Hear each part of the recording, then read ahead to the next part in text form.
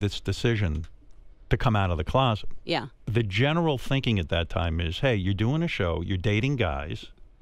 That's sort of the theme of the show. Everyone likes Ellen dating guys and this and that. And then all of a sudden you come out and suddenly no one can accept the fact that you're dating guys on the show, right? They didn't know what to do with the show because at some point, you know, you've got to date guys, you've got to get married, it was on for 5 years. Yeah. And it wasn't even that we could have thought of, the writers didn't have a problem. It was me that came to the writers. It was me that said, I need to do this because I had this dream that kind of made me realize that I was, did I tell you the dream? No. So I have this little tiny bird, this finch, this beautiful little finch, and I love it so much, and I put it in this beautiful bamboo, one of those tiered bamboo bird cages. And as I put it in the cage, the bird becomes me, and I'm still me, and the bird is me in the cage. Right. And as I put it in, I realize that the bars that are against the window, because I had it against the window to see fresh air, were wide enough for it to go out. And it had been like that all along. But and you never would leave. The bird was looking at me like, wait a minute. And I'm looking at the bird like, wait a minute, don't go. This is where you belong. And it's a beautiful cage. And the bird, who is me, says, I don't belong here, and flies out. So you felt so crushed. And I was like, no matter how pretty this cage is, I'm not going to live in it. I was doing well financially. I was doing well professionally. But I felt like I was not free. Everything felt like a lie.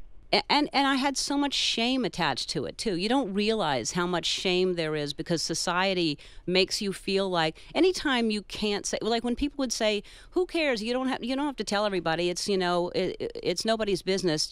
And when people use that as an excuse to not say, when they say my personal life is no straight person says that. No straight person says my private life is my own business. You don't even think about it. Only people who are ashamed of or have to hide something. And I thought, I'm not going to carry that shame anymore. That's a really brave thing to do, especially when you're successful, to come out of the closet, especially at that point in your career. Very, very, very brave thing to do. Did you talk to people about the decision before and everyone said no. Yeah. My publicist, everyone said no. And what about the people who owned your TV show? They must have been livid when you announced to the writers, I'm going to be gay on the show. Yeah. Well, the writers were thrilled. They were like, oh my God, this is going to be amazing to write for. It's going to be history making. Right.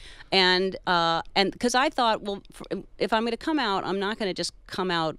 Let's make the character come out at the same time. So it's this really interesting progression of the character to realize, because there had been gay characters on television, but there hadn't been a character that realized that they're gay late in life and what kind of transition that would be to all of a sudden tell everybody and realize it later in life. So I thought it would be an interesting thing to write and an interesting thing to do it at the same time. Were you prepared for the shitstorm that went down once you came out?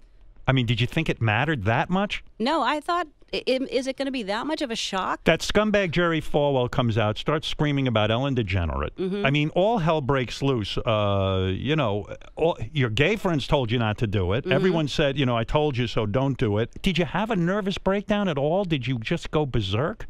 No, at first I just felt like, I was definitely getting attacked, but I was on such a high of like doing the right thing for me that I didn't care. But then when the show got canceled, when I lost everything, that's when I was like, what am I going to do? So 3 years between, all of a sudden your show's canceled.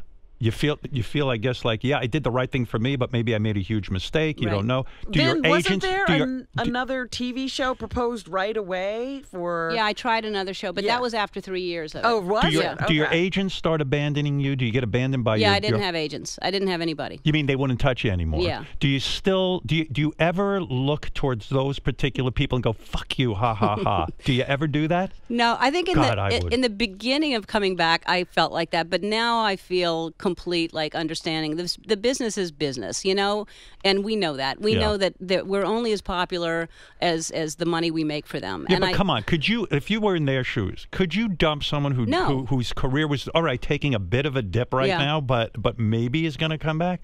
No, but what I did is I just I realized the way I got to the place that I had been is by stand-up. I'm a funny person. I write. I That's know how what to you write. did. You said, I'm going to go back. Yeah. You went And back out on the road. I wrote the beginning. Is that a defeat to go back on the road? I mean, or you were just kind of like, hey, that's what I know how to do. I got to do it. It was scary to do it again, but I thought I'm gonna call it the beginning because that's how I began, and I'm beginning again. Right. And I am going to remind people of how I got here.